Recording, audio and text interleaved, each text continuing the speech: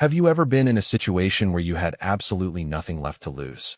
I'm curious where you're watching from tonight, because sometimes the most desperate circumstances create the most unexpected heroes.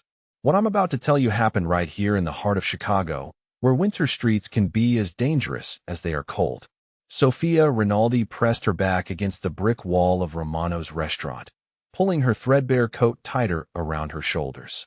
At 26, she should have been building a career, maybe planning a wedding, living the life her mother had always dreamed for her. Instead, she was counting the hours until the restaurant staff would empty the dumpsters, hoping for something edible that hadn't spoiled. 6 months. That's how long it had been since she'd fled Derek Thornwick's apartment with nothing but the clothes on her back and a face so bruised she couldn't show it in public for weeks. 6 months of sleeping in shelters when beds were available, under bridges when they weren't, learning that pride was a luxury she could no longer afford. The late October wind cut through the alley like a blade, carrying with it the scent of garlic and fresh bread from the kitchen vents above. Her stomach cramped with hunger. She'd eaten once today, a stale bagel from a coffee shop trash can, and her body was starting to consume itself.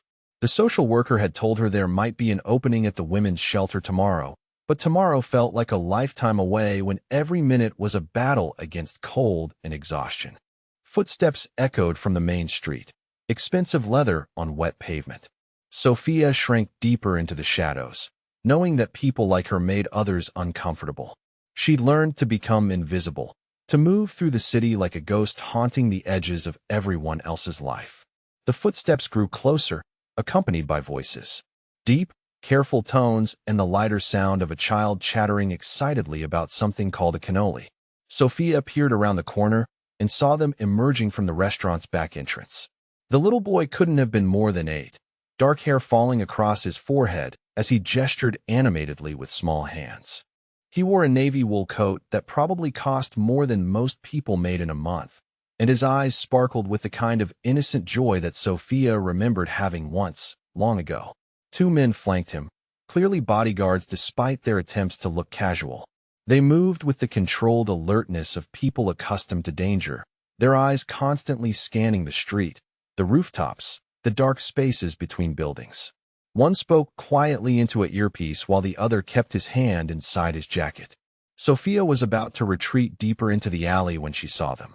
3 figures moving with predatory purpose from the shadows across the street, their movements coordinated in a way that sent ice through her veins. She'd seen that kind of focused intent before, in Derek's eyes when his anger reached the boiling point. This was different, deadlier, but unmistakably violent. The child was still talking, completely unaware of the danger converging on him. His guards had noticed something was wrong. She could see the subtle shift in their posture, but they were looking in the wrong direction. The attack was coming from behind them. Time slowed to a crystalline moment of perfect clarity.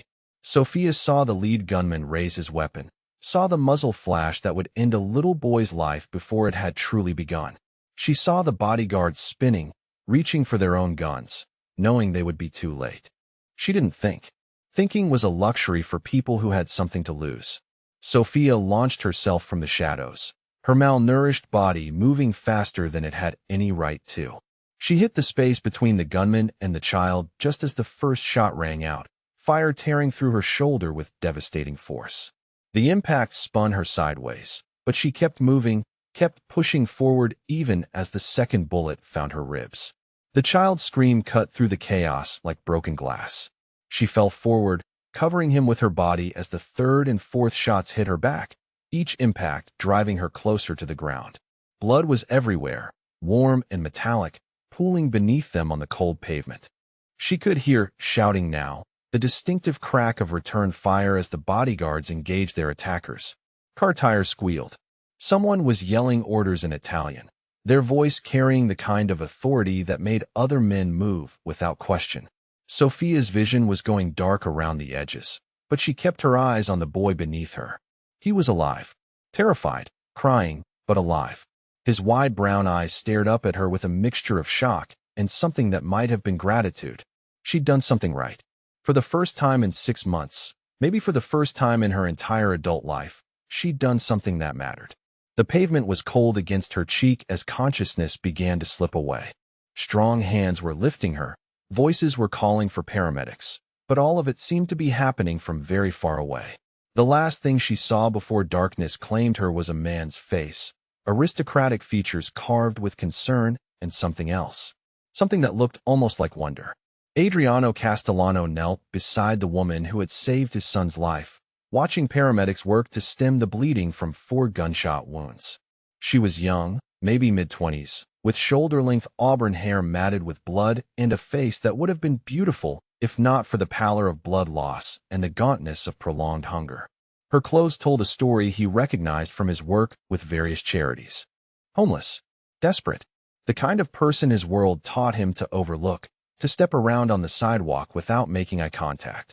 Yet this woman, this stranger with nothing to her name, had thrown herself between bullets and his son without hesitation.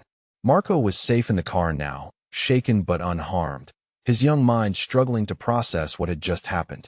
The Torino family's message had been clear enough, targeting his child to force submission, but they hadn't counted on an angel appearing from the shadows. For bullets. She'd taken 4 bullets meant for Marco, and she was still breathing. Barely. As the ambulance pulled away with its precious cargo, Adriano made a decision that would change everything. This woman had given everything to save his son. He would move heaven and earth to save her. The private surgical suite at Northwestern Memorial Hospital had been cleared of all other patients within 20 minutes of Adriano Castellano's arrival. Money had that effect, but so did the kind of quiet authority that made hospital administrators ask how high when he said jump rather than questioning why. Dr. Elena Vasquez, the city's top trauma surgeon, had been pulled from her dinner with explicit instructions that failure was not an option. She emerged from the operating room 6 hours later, exhaustion etched into every line of her face, surgical scrubs stained with blood that belonged to a woman whose name she didn't even know. Adriano looked up from the leather chair where he'd maintained his vigil, his usually immaculate appearance disheveled from hours of waiting. His $3,000 suit was wrinkled, his tie loosened, dark hair falling across his forehead in a way that would have shocked his business associates. The most feared man in Chicago's underworld looked like nothing more than a worried relative. She's stable, Dr. Vasquez said, pulling off her surgical cap. For gunshot wounds, significant blood loss, malnutrition that complicated everything. We've repaired the damage, but the next 48 hours are critical. Her body has been under severe stress for months, possibly longer.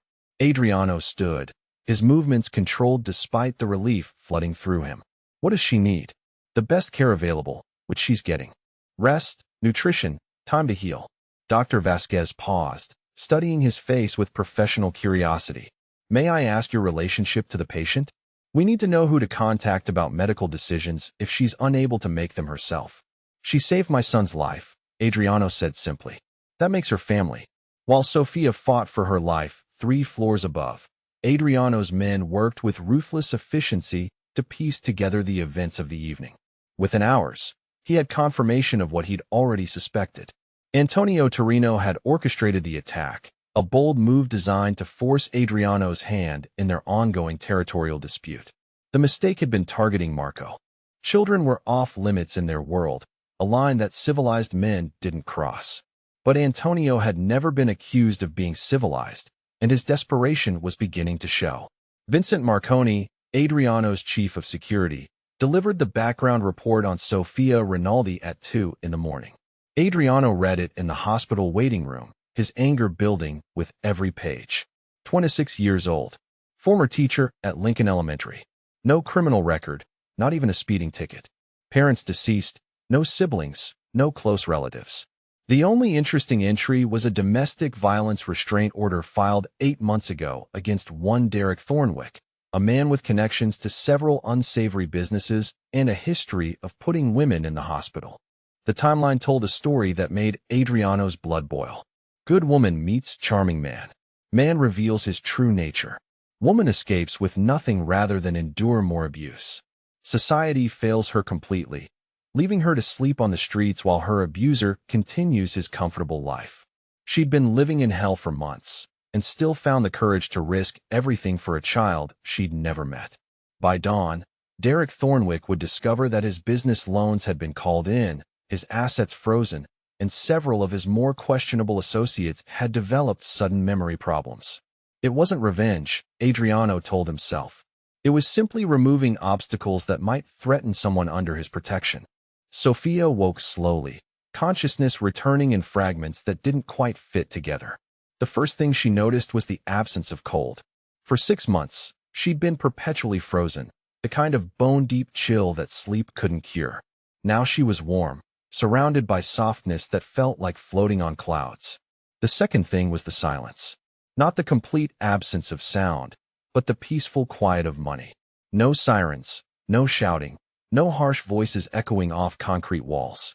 Just the gentle hum of expensive medical equipment and the distant murmur of professionals going about their business with well-trained discretion. She opened her eyes to find herself in a room that looked nothing like any hospital she'd ever seen. The walls were painted in soothing cream tones, with actual artwork hanging in gilded frames. Fresh flowers stood in crystal vases on tables made of polished wood rather than utilitarian metal.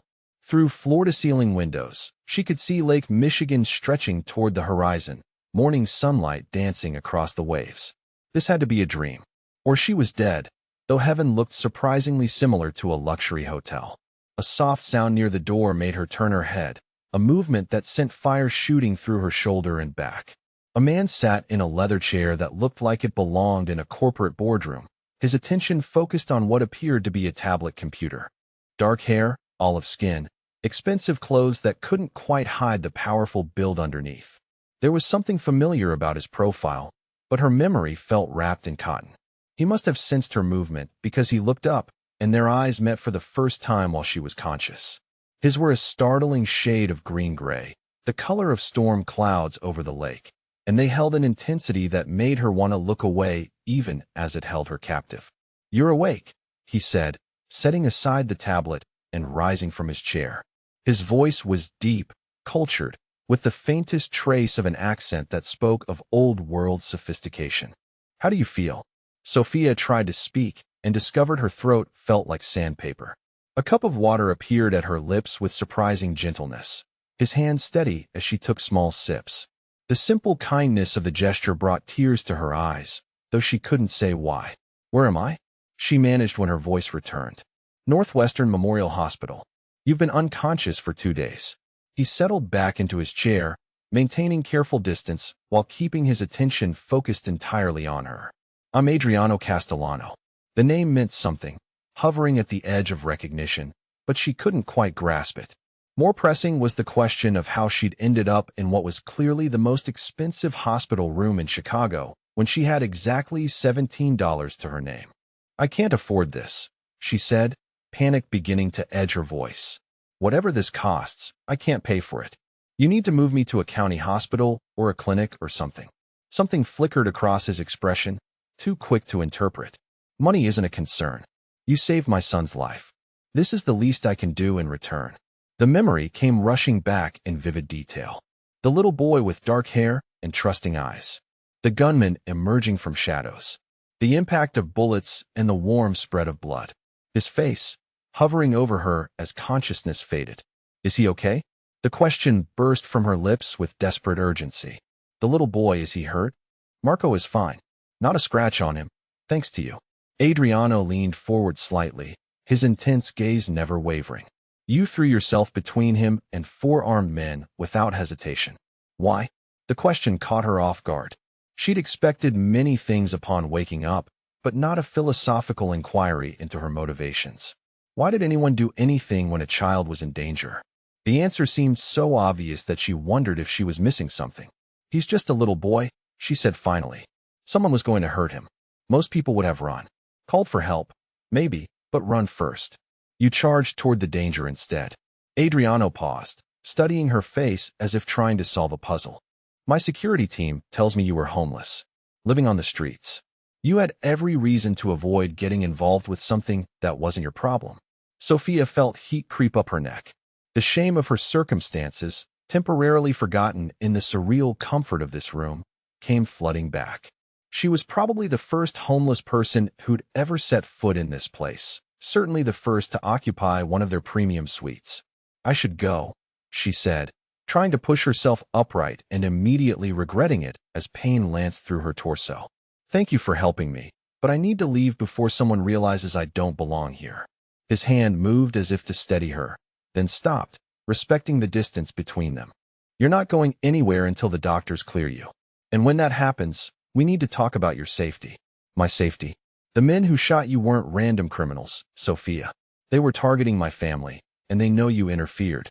Until that threat is eliminated, you're in danger just for being associated with this situation." Adriano's voice carried a gravity that made her believe every word. "I have resources, protection I can offer. But first, you need to heal." She wanted to argue, to insist that she could take care of herself, but the evidence suggested otherwise. 6 months on the streets had taught her the difference between pride and survival. And right now, survival meant accepting help from a stranger who seemed to operate by rules she didn't understand. "What kind of protection?" she asked quietly. "The kind that ensures you never have to sleep in an alley again," he said. "If you'll let me provide it." Dr. Vasquez delivered the news with professional compassion tempered by medical reality. 3 to 4 weeks of recovery, minimum. The gunshot wounds were healing well, but Sophia's body was fighting on multiple fronts. Months of malnutrition had left her immune system compromised, her bones brittle, her muscles wasted from lack of proper food. "She can't return to her previous living situation," the doctor said, her tone making it clear she understood exactly what that meant. "She needs consistent nutrition, regular medication, a clean environment for the wounds to heal properly. Any exposure to the elements could result in serious complications." Sophia listened to them discuss her future as if she weren't lying right there, conscious and capable of making her own decisions. The irony wasn't lost on her that being shot had finally gotten her the medical attention she'd needed for months, attention that might have prevented her from being so vulnerable in the first place. Adriano nodded gravely at the doctor's instructions, then turned his attention to Sophia. "We need to discuss your living arrangements." "I'll figure something out," she said quickly. "There are shelters, programs for people getting back on their feet. I don't need charity." "This isn't charity. This is necessity." Adriano moved closer to her bed, his expression serious. "My security team has confirmed that the Torino family is actively searching for the woman who interfered with their operation. They have contacts throughout the city, including in the shelter system. You won't be safe in any public facility." The name Torino sent a chill through her, though she wasn't sure why. Something about the way he said it, the weight it carried, suggested these weren't ordinary criminals. "What exactly do they want with me?" "To finish what they started. You're a witness, and more than that, you cost them their objective. Men like Antonio Torino don't forgive that kind of interference." Adriano's voice carried the authority of someone who understood exactly how such men thought. "I have a penthouse with security that can keep you safe while you recover." Sophia's chest tightened with familiar panic. The offer sounded generous, even necessary, but she'd heard similar words before. Derek had started with protection, too, keeping her safe from a world that was too dangerous for her to navigate alone.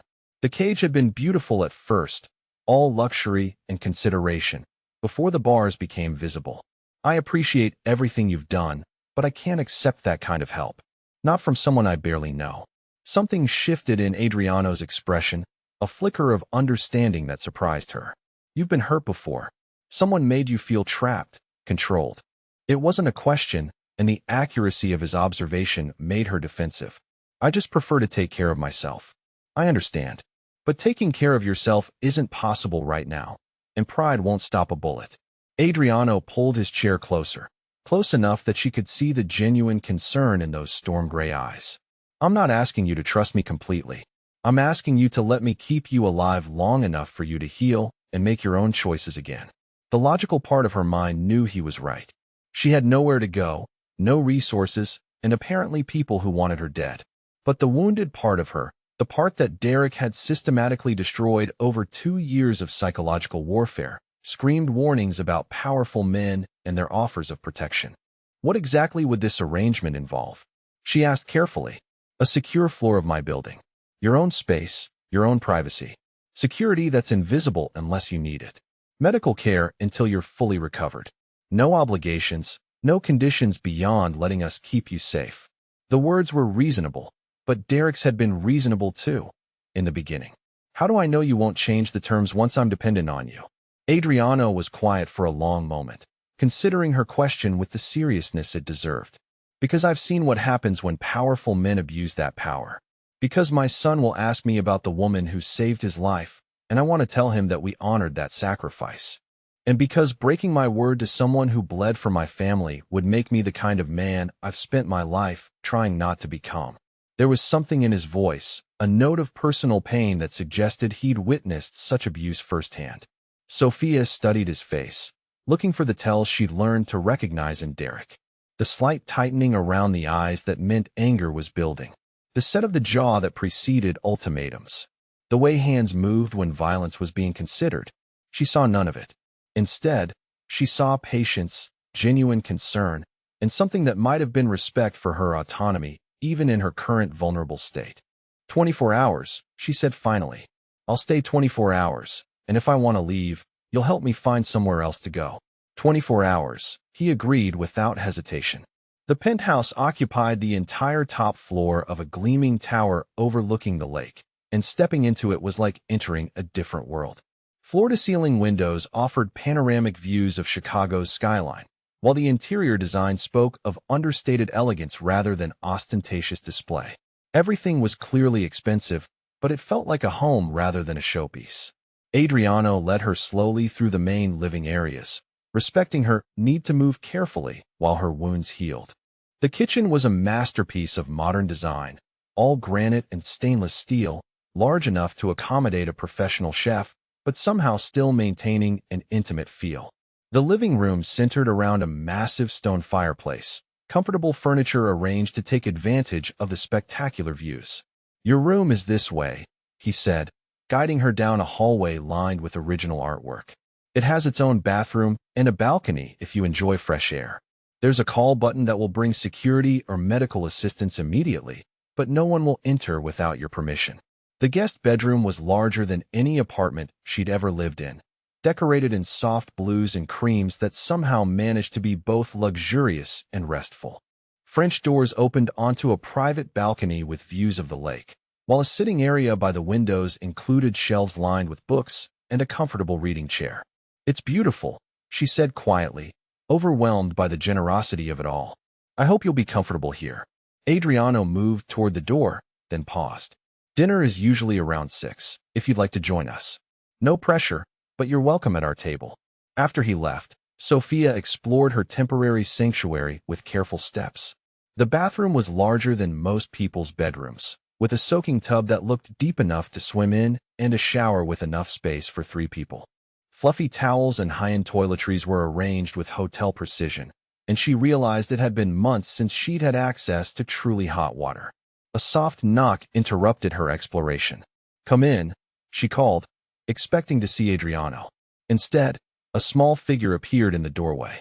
Marco Castellano looked exactly as she remembered, dark hair falling across his forehead, brown eyes wide with curiosity rather than the fear she'd seen that night. He wore jeans and a sweater that probably cost more than she used to make in a week, but his expression held the universal uncertainty of a child meeting a new adult.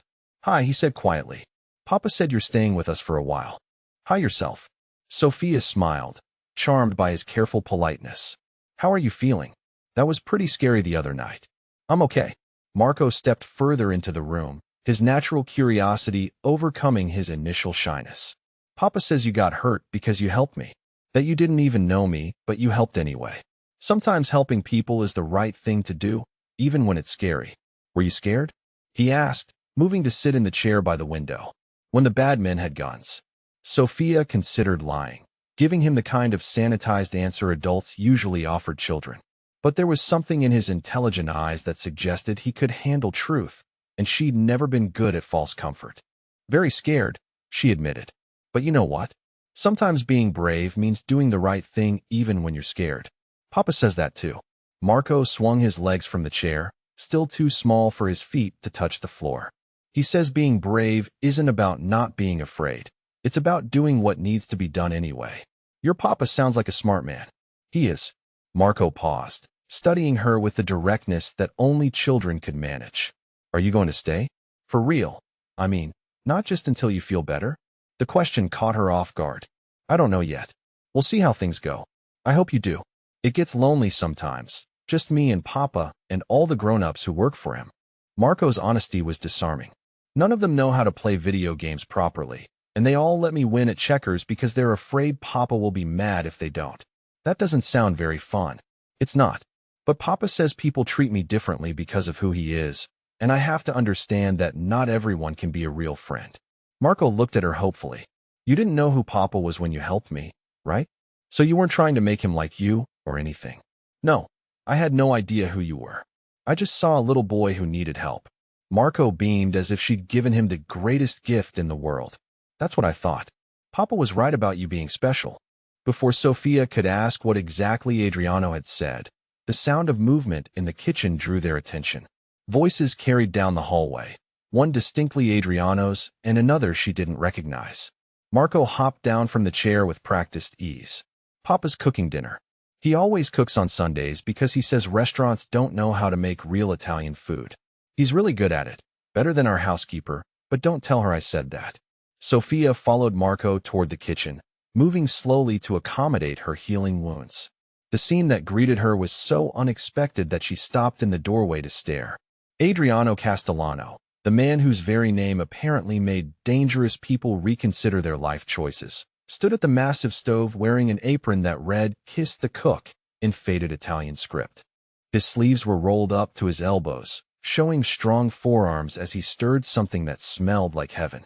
Garlic, herbs, tomatoes, and something indefinable that spoke of family recipes passed down through generations.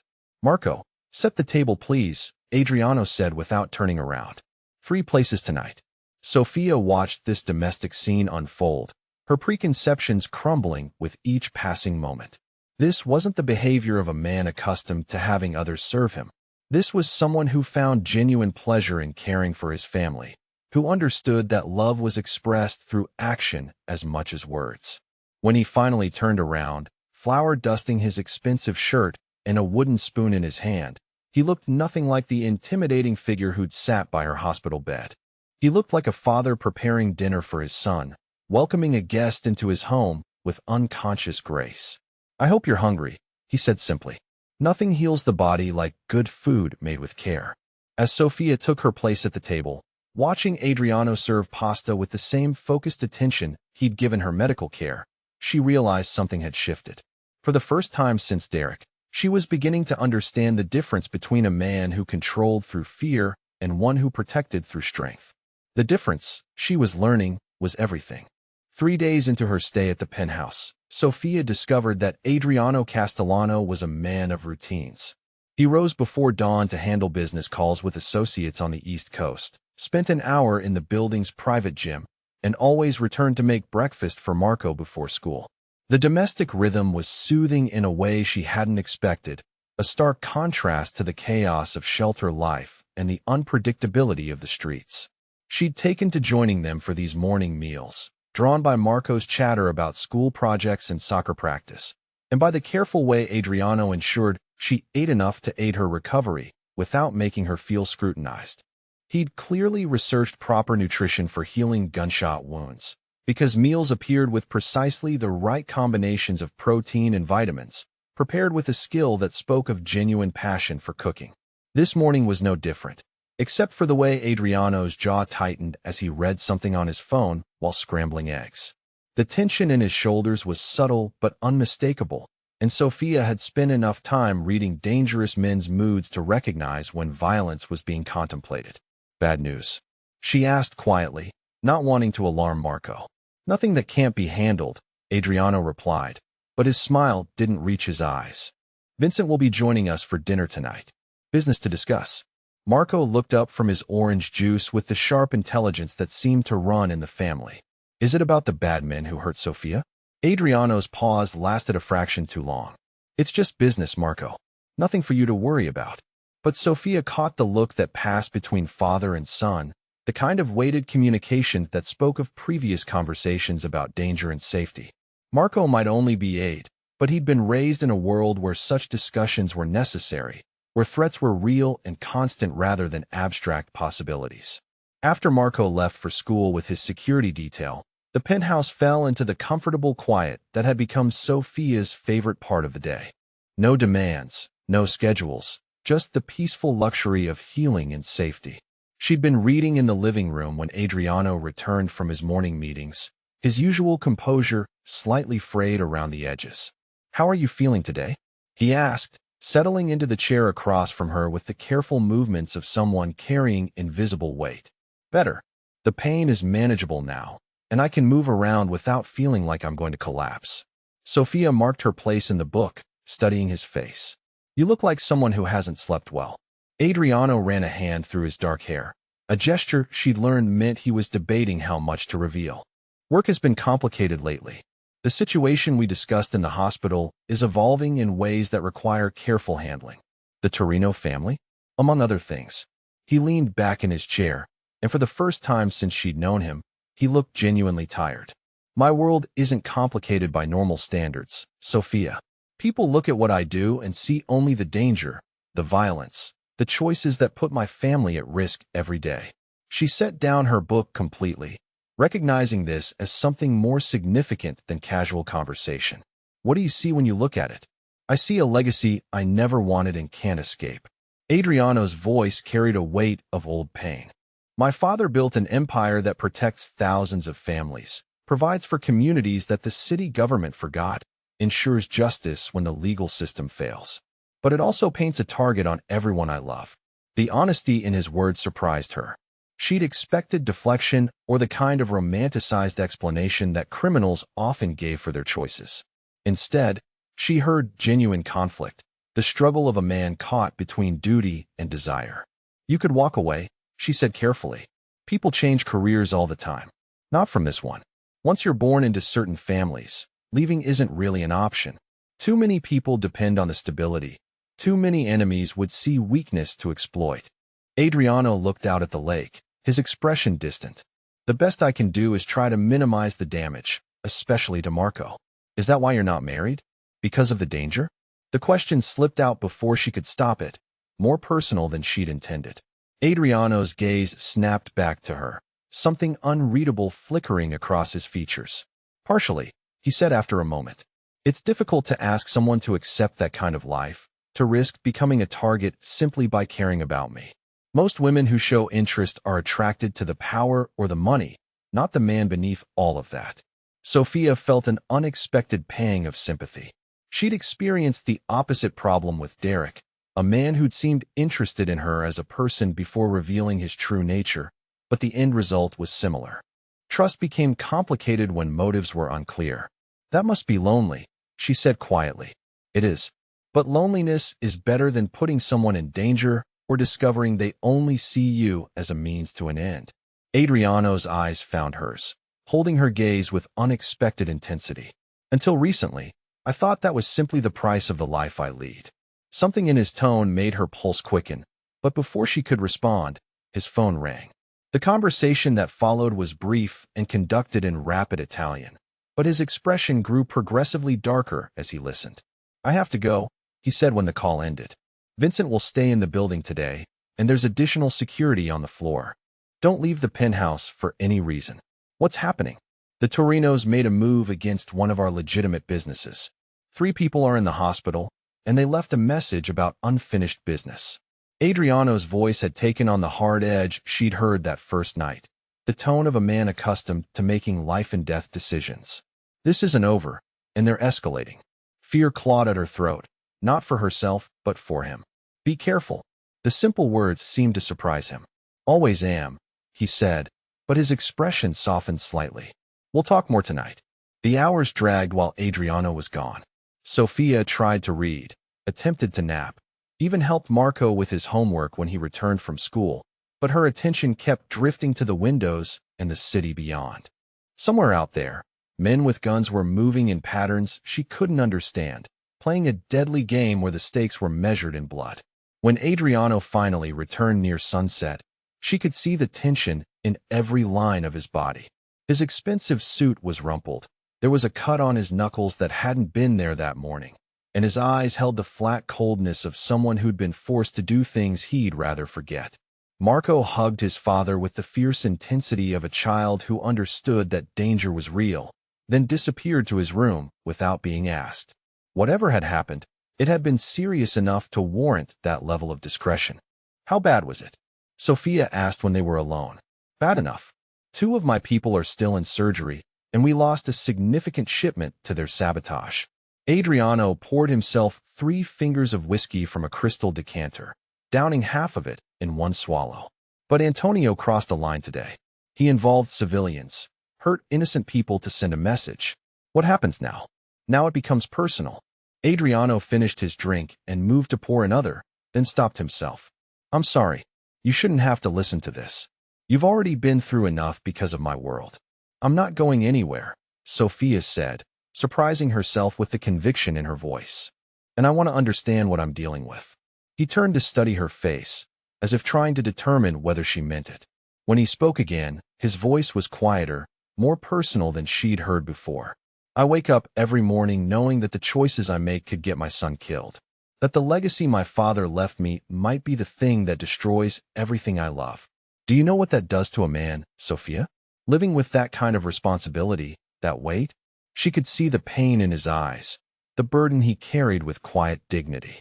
Without conscious thought, she stood and moved toward him, drawn by an instinct to offer comfort that had nothing to do with gratitude or obligation. I know what it's like to live in fear, she said quietly. To go to sleep every night wondering if tomorrow will be the day someone finally breaks you completely. Maybe it's different, but the fear feels the same. Tell me, he said simply. So she did. Sitting beside him on the sofa as darkness fell over the city, she told him about Derek Thornwick and his systematic destruction of her self-worth.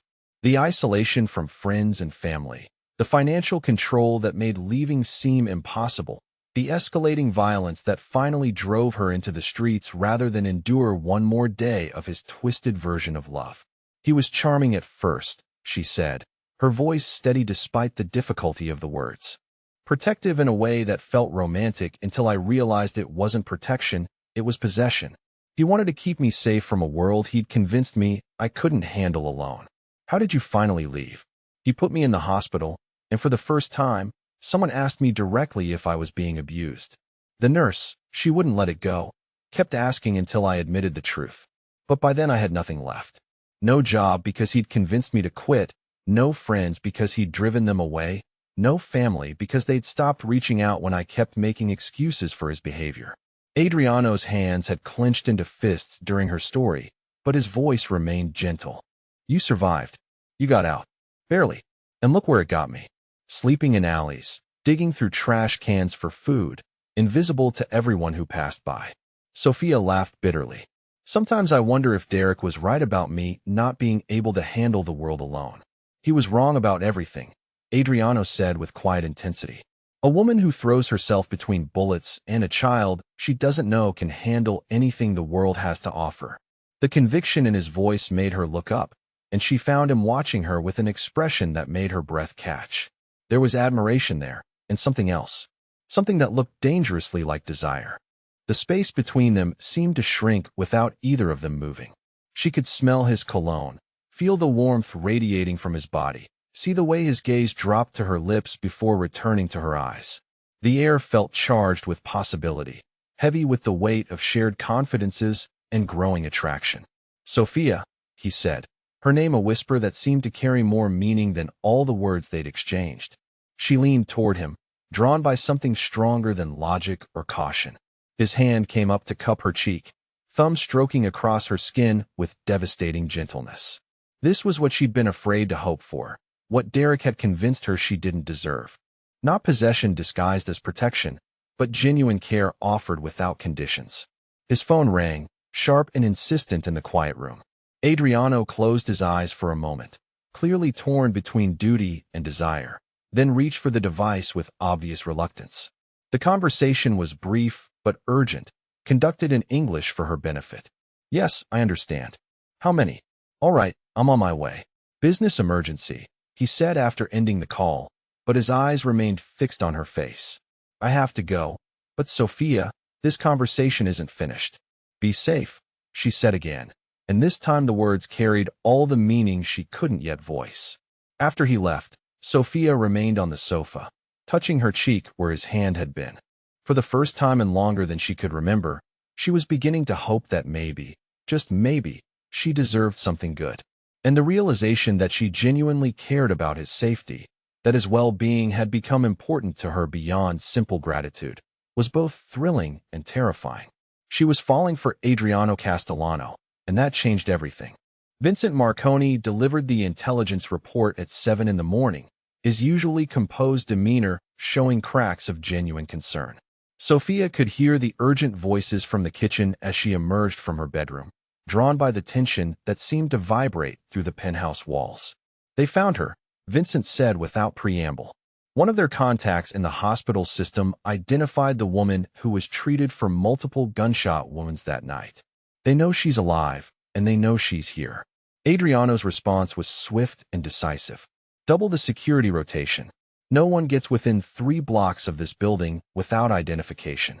And Marco doesn't leave for school until we have a better handle on their capabilities. Sophia remained in the hallway, unwilling to interrupt, but unable to walk away from information that directly concerned her safety. The reality of her situation crystallized with brutal clarity. She wasn't just recovering from gunshot wounds anymore. She was a target, a piece on a chessboard being moved by forces beyond her control. What about relocating her? Vincent asked. We have safe houses that would be more defensible. No. Adriano's tone brooked no argument. She stays here where I can protect her personally. Moving her now would create vulnerability during transport. The conversation continued in rapid Italian, but Sophia had heard enough. She was trapped, not by Adriano's control, but by circumstances that made freedom synonymous with death. The irony wasn't lost on her that seeking safety had ultimately made her less safe. But the alternative was surrendering to men who saw her as nothing more than an obstacle to be eliminated. When the men finished their discussion, Sophia returned to her room and tried to process what she'd learned. The walls of the penthouse, which had felt like sanctuary for the past week, now seemed more like a beautiful prison. Outside those windows, people wanted her dead for the simple crime of protecting a child. Marco's voice in the hallway interrupted her brooding. He was arguing with his father about missing soccer practice, his 80-year-old logic unable to understand why grown-up problems should interfere with his schedule. The sound of Adriano's patient explanation, tinged with worry he was trying to hide from his son, made her chest tight with emotion. This family had given her everything, and in return, she'd brought danger to their door. The threat materialized faster than anyone had anticipated. Marco's school called at noon to report that his usual security detail hadn't arrived for pickup, and their attempts to contact the assigned agents had gone unanswered. Adriano was out of the building handling damage control from the previous day's attack, leaving Vincent to coordinate an emergency response. Sophia watched from the living room windows as black SUVs converged on the school, knowing with sick certainty that this was exactly what the Torino family had planned. Draw Adriano's resources away from the penthouse, create chaos that required his personal attention, then strike when he was vulnerable and divided. Her phone buzzed with a message from an unknown number. We have what you love most. Come alone or lose everything. The attachment showed Marco sitting in what looked like a warehouse, scared but unharmed, with armed men positioned around him like sentries. The message was clear. They'd taken the one thing guaranteed to bring Adriano running without backup, without caution, straight into whatever trap they'd prepared. Sophia's hands shook as she forwarded the message to Adriano, then called Vincent to report what had happened. The response was immediate and overwhelming. Men poured into the penthouse from hidden positions, phones rang constantly with updates and orders, and the entire building transformed into a command center for a military-style rescue operation. When Adriano arrived 20 minutes later, his face was a mask of controlled fury that made him look every inch the dangerous man his reputation suggested.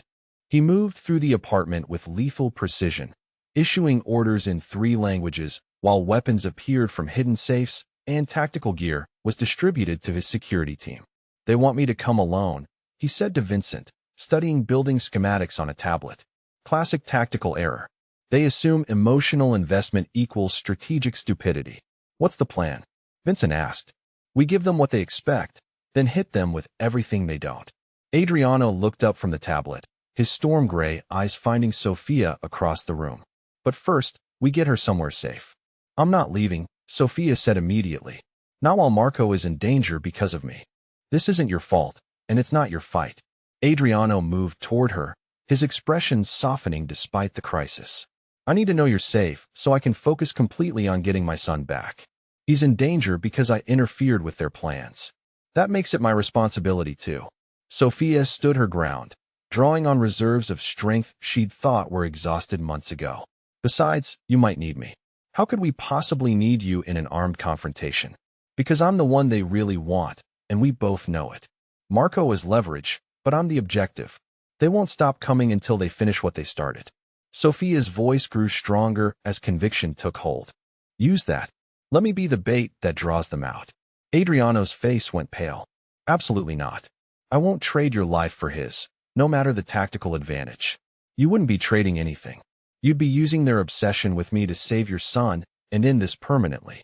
Sophia moved closer, close enough to see the fear he was trying to hide behind tactical planning. I trust you to keep me alive, Adriano. The question is whether you trust me to help save Marco. The silence stretched between them, heavy with unspoken feelings and impossible choices. Around them, men continued their preparations for war, but in that moment, it felt like they were the only two people in the world. I can't lose you, he said quietly, the words carrying more weight than any declaration of love. You and Marco, you've become everything to me. Everything I didn't know I was missing until you walked into our lives. Sophia's heart stopped at the raw honesty in his voice. Then don't lose me. Trust me to be strong enough to help you fight for what we both love. Before he could respond, she rose on her toes and pressed her lips to his. The kiss was meant to be quick, a gesture of reassurance and determination, but the moment their mouths met, everything changed. His hands fisted in her hair, pulling her closer as months of suppressed attraction exploded into desperate need. This was nothing like Derek's demanding kisses, designed to take rather than share. This was fire and tenderness, passion balanced with reverence, the kiss of a man who saw her as precious rather than possessed. When they broke apart, both were breathing hard, the air between them charged with possibility and promise. I love you, she whispered, the words spilling out before she could stop them. I know it's crazy and complicated and probably impossible, but I love you both, and I'm not running away from this fight. Adriano's response was to kiss her again, deeper this time, with the intensity of a man making a vow. When he pulled back, his eyes held a light she'd never seen before, something that looked like hope mixed with absolute determination. I love you too, he said, his voice rough with emotion. Which is why we're going to end this tonight, permanently, so we never have to live in fear again. The next few hours passed in a blur of preparation and strategic planning. Sophia found herself at the center of an operation more complex than anything she could have imagined. Her role as bait requiring careful choreography to minimize risk while maximizing the tactical advantage her presence provided. As sunset approached and final preparations were made, Adriano pulled her aside for a private moment. His hands were gentle as they framed her face, thumb stroking across her cheek with the same tenderness he'd shown that first night in the hospital. Whatever happens tonight, know that meeting you changed my life, he said quietly. You gave me hope for something I thought was impossible. A future where love doesn't have to be a liability. We're going to have that future, she replied with fierce conviction. All three of us. The warehouse district was dark and industrial, all concrete and shadows perfect for the kind of confrontation that would end with either freedom or death. As Adriano's convoy moved through the empty streets, Sophia felt the weight of what was coming, the knowledge that in the next hour, everything would be decided. But for the first time since Derek had destroyed her ability to trust, she wasn't afraid. She was going into battle beside a man who saw her as an equal partner rather than a weakness to be protected, fighting for a family that had become more real to her than anything in her previous life. Tonight, one way or another, they would win their freedom to love without fear. The warehouse looked exactly like what it was, a trap designed to appear hastily chosen while providing maximum tactical advantage to the defenders. Antonio Torino had selected his battleground well, but he'd made the classic mistake of underestimating his opponent's willingness to adapt when everything precious was at stake. Sophia sat in the passenger seat of Adriano's armored SUV, wearing a bulletproof vest that felt impossibly heavy despite her weeks of recovery. Through the tinted windows, she could see the industrial complex spread out like a concrete maze, shadows shifting between buildings as Adriano's men moved into position according to a plan that had been rehearsed down to the smallest detail. "Remember, you stay with Vincent until I give the all-clear signal," Adriano said, his voice calm despite the tension radiating from every line of his body. "No matter what you hear, no matter how bad it sounds, you don't leave that safe room until this is over." "I understand," Sophia replied, though they both knew she'd do whatever was necessary to protect Marco if the situation deteriorated. The exchange was supposed to happen in the main warehouse, neutral ground where both sides could position their people and maintain the illusion of civilized negotiation. But Sophia could see the flaws in Antonio's setup, the overconfidence that came from believing he held all the leverage. Vincent's voice crackled through the radio. "All teams in position. Building is surrounded, exits covered, no movement detected on thermal." Adriano nodded grimly. "Phase 1 is go. Remember, we get Marco out first, then we finish this permanently." The warehouse interior was cavernous and filled with shadows that seemed to move independently of any light source. Shipping containers created a maze of metal corridors, while overhead fixtures cast pools of harsh illumination that left vast areas in darkness. It was the kind of space where anything could happen, where the advantage would go to whoever adapted fastest when the carefully planned scenario inevitably collapsed into chaos. Marco sat on a wooden chair in the center of the main floor, surrounded by 6 armed men who kept their weapons trained on the entrances rather than the child. He looked small and scared but uninjured, his dark eyes scanning the shadows with the intelligence that marked him as his father's son. Antonio Torino emerged from behind a shipping container as Adriano approached, flanked by additional gunmen who materialized from concealment like deadly ghosts. He was a thin man in his 50s, well-dressed, but with the kind of cold eyes that belonged to someone who'd stopped seeing other people as fully human decades ago. "Adriano Castellano," Antonio said, his voice carrying the satisfaction of a man who believed he'd already won. "I was beginning to think you'd lost your legendary nerve. Where's the woman?" Adriano's response was controlled, professional, giving nothing away. "Safe, for now. But her continued health depends entirely on your willingness to be reasonable about our territorial discussions." Antonio gestured to Marco with casual cruelty. "Lovely boy. It would be tragic if he grew up without a father. Let him go. This is between us." Antonio laughed, the sound echoing off the concrete walls. "Nothing is between us anymore, Adriano. You made this personal when you refused to acknowledge the changing landscape of our business. Now you'll learn what happens to men who mistake sentiment for strength." The attack came from 3 directions simultaneously, Antonio's men opening fire while his backup teams moved to cut off all exit routes. But they'd planned for a different opponent than the one they faced. Instead of the desperate father they'd expected, they encountered a coordinated military operation that had anticipated every move they made. Adriano's team responded with overwhelming force, their positioning allowing them to create crossfire that eliminated half of Antonio's gunmen in the first 30 seconds. Vincent led a flanking maneuver that cut through the container maze like a scythe, while snipers positioned in the overhead catwalks picked off targets with surgical precision. Sophia watched from the safe room Vincent had established in an adjacent building, her heart pounding as gunfire echoed across the industrial complex. Through high-powered scopes, she could see the battle unfolding in real time, tracking Adriano's movement as he fought his way toward his son with single-minded determination. Everything was going according to plan until Antonio proved that desperation made men unpredictable. Instead of fighting to win, he chose to ensure that everyone lost.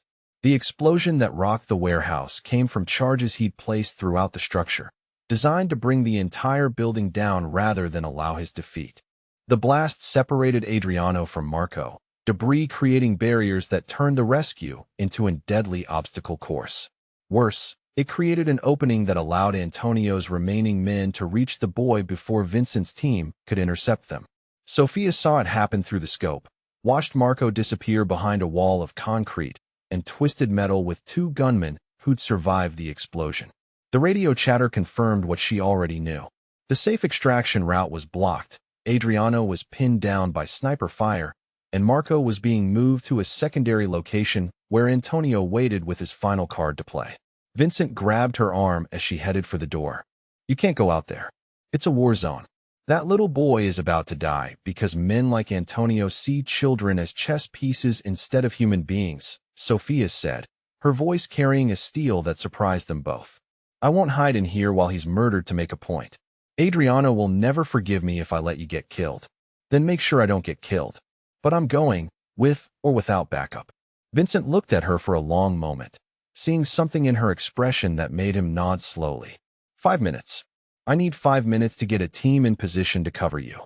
The secondary location was a smaller building connected to the main warehouse by a series of catwalks that had partially survived the explosion.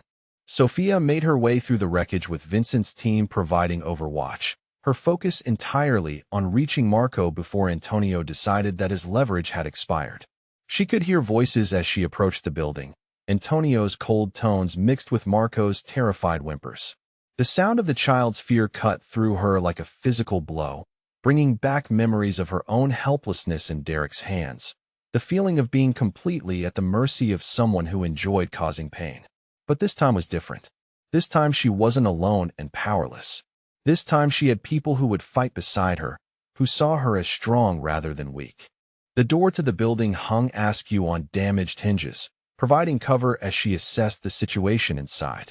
Antonio held Marco at gunpoint while his 2 remaining men watched the approaches, their attention focused outward rather than on the woman they'd written off as a helpless victim. "You want to hurt a child to make your point?" Sophia called out, stepping into view with her hands raised but her voice carrying absolute contempt. "Then you'll have to go through me first." Antonio spun toward her voice, his eyes widening with recognition and satisfaction. "The famous guardian angel.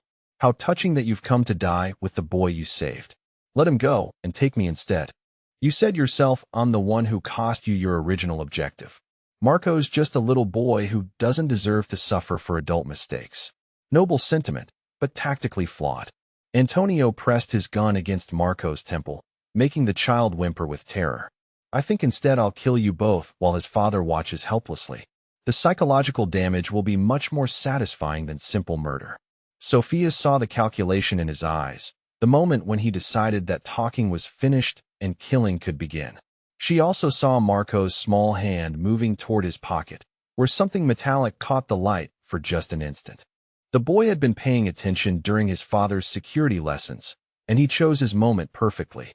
The flashbang grenade he'd concealed was military-grade, designed to disorient rather than kill, but in the enclosed space it had the effect of a minor apocalypse. Sophia threw herself toward Marco as the device detonated, her body shielding him from the worst of the blast while Antonio and his men staggered blindly in the strobing aftermath. Vincent's team poured through the damaged entrance like an avenging force, their coordination turning the confusion into a rout. The gunfight was brief but decisive. Antonio's remaining men were neutralized within seconds, their disorientation making them easy targets for professionals who trained for exactly this scenario. Only Antonio himself remained, his gun still in his hand, but his eyes unable to focus enough to aim accurately.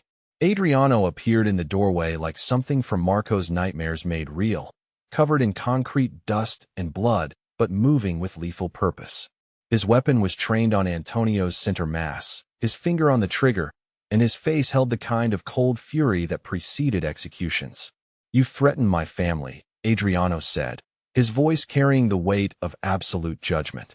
"In my world, that has only one possible consequence." Antonio tried to speak, perhaps to negotiate or threaten or beg, but Adriano had moved beyond words. The shots that ended Antonio Torino's life were precise and final, delivered without hesitation or remorse by a man protecting everything he valued in the world. Marco ran to his father with the desperate relief of a child who'd believed he might never see safety again, his small arms wrapping around Adriano's waist with fierce intensity. Adriano gathered his son against him with infinite gentleness, one hand stroking the dark hair while his eyes found Sophia across the smoke-filled room. The look that passed between them held everything they couldn't say with Marco listening. Relief that bordered on religious gratitude, love that had been tested by fire and proven unbreakable, and the quiet recognition that they'd fought for their future and won. 2 hours later, they sat in another hospital room while doctors treated the minor injuries sustained during the battle. Sophia had collected several new bruises and a laceration from flying glass, while Adriano bore the evidence of his fight through the warehouse debris. Marco had been examined thoroughly and declared physically unharmed, though the psychological impact would require time and careful handling to process. The Torino organization had been effectively eliminated, its leadership dead, and its remaining members scattered to the winds. Police reports would describe the warehouse explosion as a gas leak accident that tragically claimed several lives, while the broader criminal community received a clear message about the consequences of threatening Adriano Castellano's family. For the first time in months, they could breathe without looking over their shoulders. 3 months later, Sophia woke in the master bedroom of the penthouse to early morning sunlight streaming across Lake Michigan and the sound of Marco practicing piano in the music room. Her body had healed completely from both the original gunshot wounds and the minor injuries from the warehouse, leaving only thin scars that served as reminders of how dramatically her life had changed. The nightmares had faded gradually, replaced by dreams of the future she was building with Adriano and Marco. She'd started working with a non-profit organization that helped domestic violence survivors transition to independence, using her own experience to guide other women away from the streets and toward safety. The work was challenging but deeply meaningful, giving purpose to everything she'd endured. Adriano appeared in the doorway carrying a breakfast tray, his hair tousled from sleep, and his expression soft with the contentment of a man who'd found everything he'd been searching for without knowing he was looking. The dangerous edge that had defined him for so long had mellowed into protectiveness rather than predatory alertness, though she suspected it would return instantly if anyone threatened their carefully constructed peace. "Good morning, beautiful," he said, settling beside her on the bed with easy familiarity. "Marco wants to show you something before school."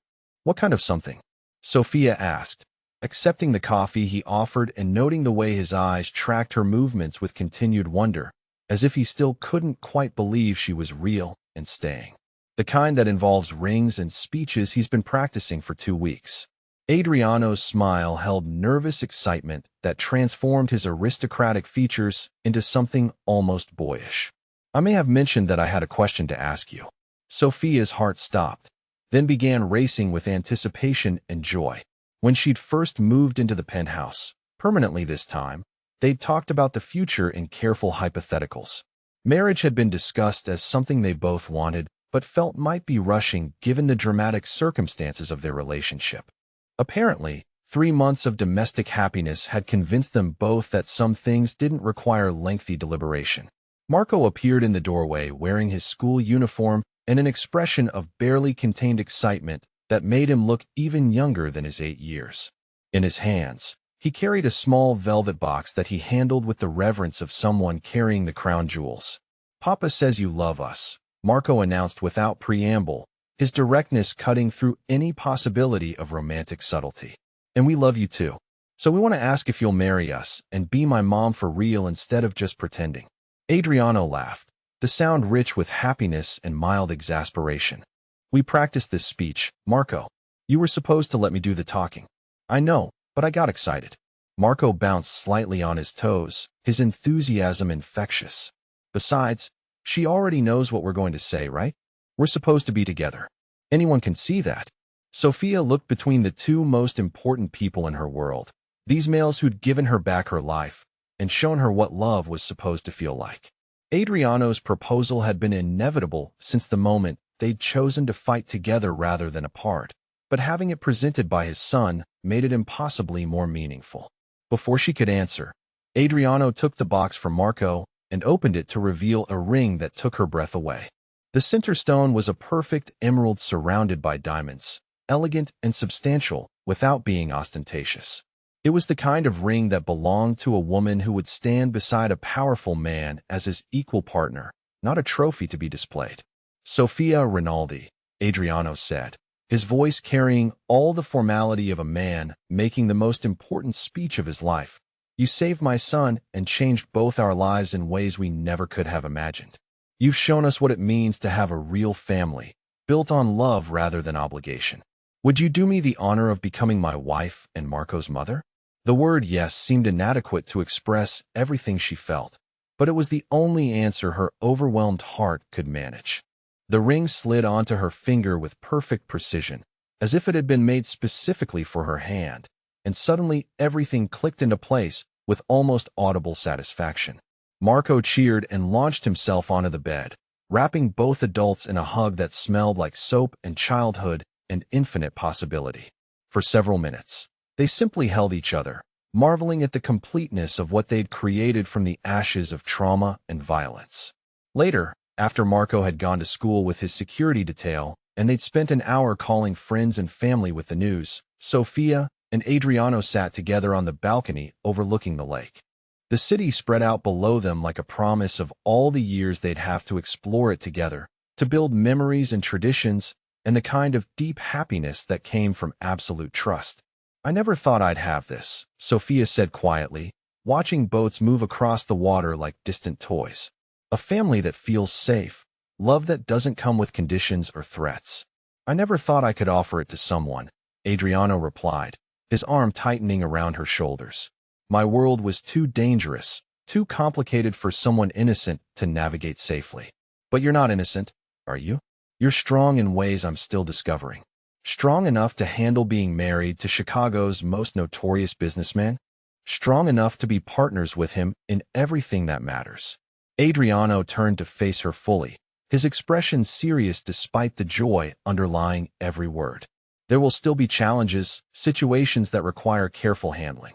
But we'll face them together, and that makes all the difference. 6 months after the wedding, which had been a small ceremony attended by family and close friends in the penthouse gardens, Sofia stood in front of a group of women at the downtown shelter where her journey had nearly ended. She wore simple clothes and no jewelry except her wedding ring, wanting nothing to distract from the message she'd come to share. My name is Sofia Castellano, and 2 years ago, I was exactly where many of you are right now. Homeless, afraid, convinced that I'd used up all my chances for happiness and safety. The women listening to her ranged in age from teenagers to grandmothers, but they all wore the same expression of guarded hope mixed with desperate skepticism. I'm not here to tell you that everything will be easy or that love will solve all your problems. What I'm here to tell you is that you're stronger than you know, braver than you believe, and worthy of the kind of life you're afraid to dream about. She spent the next hour teaching basic self-defense techniques, sharing resources for job training and housing assistance, and most importantly, helping each woman see herself as someone with agency rather than a victim of circumstances. The work was exhausting and heartbreaking and absolutely essential, giving meaning to everything she'd survived. When the session ended, a young woman approached her with familiar hesitation. "Thank you for coming," she said quietly. "It helps to see someone who made it out." "You'll make it too," Sofia replied with absolute conviction. "It might not look like what you expect, but you'll find your way to safety and happiness. Trust yourself to recognize it when it appears." As she drove home through the city streets, Sofia reflected on the strange journey that had brought her from desperation to contentment. The homeless woman who'd thrown herself between bullets and a child could never have imagined the life she was living now, married to a man who saw her courage rather than her circumstances, raising a son who'd taught her that families could be chosen as well as born. The penthouse was warm and filled with the sound of laughter when she arrived home. Marco was in the kitchen helping Adriano prepare dinner, his school uniform replaced by jeans and a t-shirt that proclaimed his allegiance to the Cubs. The domestic scene was so perfect it made her chest tight with gratitude. "How was the session?" Adriano asked, wrapping her in his arms with the easy affection of 2 years of marriage. "Good. Hard, but good." Sofia leaned into his warmth, marveling as she did every day at how safe she felt in his embrace. "There's a young woman there who reminds me of myself at that age. Determined not to trust anyone, but desperate for someone to prove her wrong. Maybe she'll find her own unexpected hero," Marco said with the wisdom of a 10-year-old who'd learned early that life was full of surprising plot twists. "Maybe she will," Sophia agreed, kissing the top of his dark head. Heroes have a way of appearing when you need them most, even if they don't look like what you expected. As they settled down for dinner together, the city lights beginning to twinkle outside their windows, Sophia thought about all the women still searching for safety and all the heroes who might not even know they were heroes yet. Sometimes salvation came in the form of government programs or charitable organizations, but sometimes it arrived as unexpected as bullets in an alley, changing everything in the space of a heartbeat. She'd learned that courage wasn't the absence of fear but the willingness to act despite it, that love could heal wounds that seemed permanent, and that families were built through choice and commitment rather than just blood and circumstance. Most importantly, she discovered that even the most desperate situations could become the foundation for unimaginable happiness if you were brave enough to believe in the possibility of better days. I'm curious about something before we finish tonight. Have you ever had an unexpected hero appear in your life? Someone who showed up when you needed them most, but in a way you never could have predicted? Maybe it was a stranger who offered help, a friend who stood up for you, or even your own courage surprising you when everything seemed hopeless. Share your story in the comments below, because sometimes remembering those moments of unexpected strength can remind us all that heroes come in every form imaginable, often when we least expect them, but exactly when we need them most.